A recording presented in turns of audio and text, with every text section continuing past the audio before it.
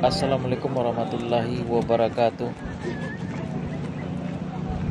Salam sejahtera, salam hormat kepada semua kaum muslimin dan muslimat. Kita berada sekarang di Bukit Uhud. Bukit Uhud ya, Barang Uhud. Ya.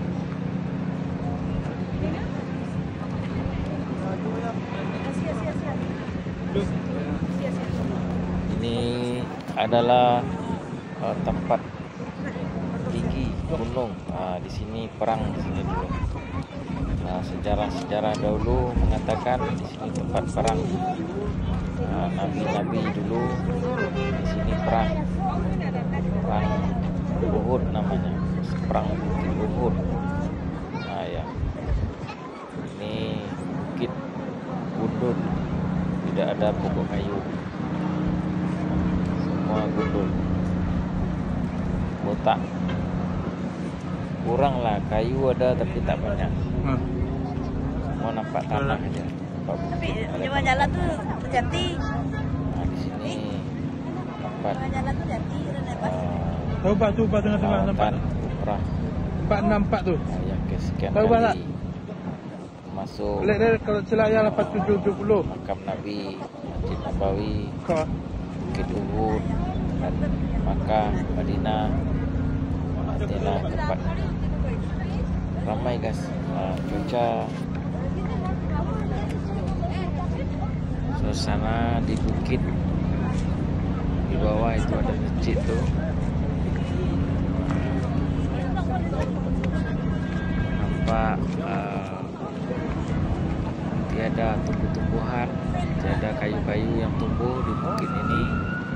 Mungkin karena sejarah peperangan dulu pakai bahan-bahan kimia.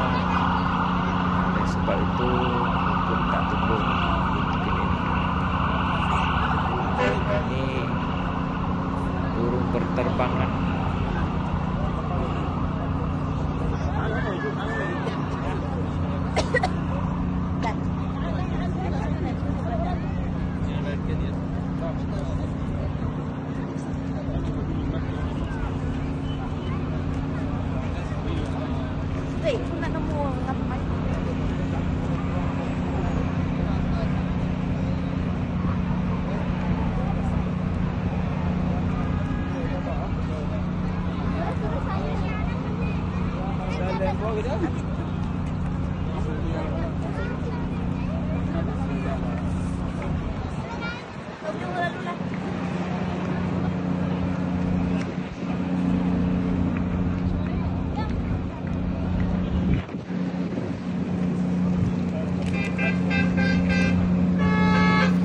Oke guys, selesai sudah video kali ini. Tadi saya mulai dengan salam, kini saya sudahi. Wabillahi taufiq wal hidayah. Wassalamualaikum warahmatullahi wabarakatuh. Salam hormat.